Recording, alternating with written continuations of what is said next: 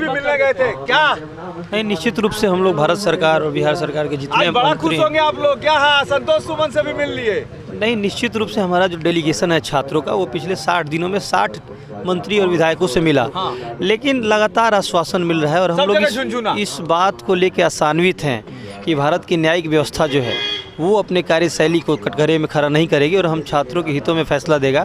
अभी हमारे एक भैया जो सूरज यादव जी हैं, जिन्होंने साफ तौर पे ये भी आश्वासन दिया कि यदि ये छात्रों का प्रोटेस्ट 60 दिनों तक चलता है, साल भर भी चलेगा, तो हम इनके साथ हैं। और शुरुआती दौर से ही मैं आपको बताऊँगा, शुरुआती दौर में ही सूरज यादव जी जब आए थे तब इन्होंने हम तमाम लोगों के लिए जो संसाधन हो सका इनके स्तर से वो मुहैया कराया था। उसके बाद लगातार ये हम लोगों के साथ हैं और हम सभी को पिछले बार आपने जब राहुल गांधी को देखा था यहाँ आए थे, उसमें इनका रोल इम्पॉर्टेंट था और इन्होंने ही सारा लाइनअप कराया था। सूरज यादव जी लगातार हम लोग के साथ हैं। जब बच्चे अस्पताल में थे पीएमसीएच में 2 बजे रात में भी ये हमें अस्पताल के बेड पे मिले थे, सुबह 10 बजे जेल के गेट पर मिले थे। अस्पताल के बेड पर और जेल के गेट पर दोनों जगह सूरज यादव जी मिलते हैं।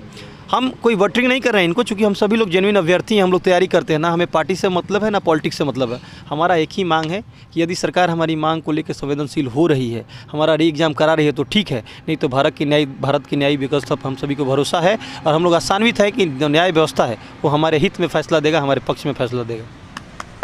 भारत की न्याय व्यवस्था पर ही अब बीपीएससी के अभ्यर्थियों का भरोसा रह गया है, क्योंकि शुरू दिन से मैं बीपीएससी के इस सत्याग्रह को कवर कर रहा हूं। तेजस्वी यादव से लेकर और डॉक्टर संतोष सुमन से मिलने तक की सारी कहानी पर्दे के सामने जैसे क्लियर होती है वैसे मेरे सामने क्लियर है। इन बच्चों को सिर्फ आश्वासन ही मिला है कि हम देख रहे हैं, सरकार हमारी है, हम एनडीए में इस बात को उठाएंगे।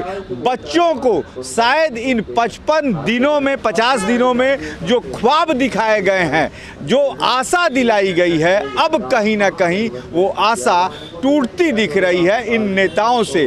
तभी ये बच्चे निश्चित तौर पर कह रहे हैं कि शायद सरकार में बैठे तमाम मंत्री और विधायक चूड़ियां पहन चुके हैं, लेकिन ये जो चूड़ियां अभी वो अब सत्ता की कुर्सी पर बैठकर खनका रहे हैं, उन चूड़ियों को टूटने का समय भी जो है वो अक्टूबर नवंबर में करीब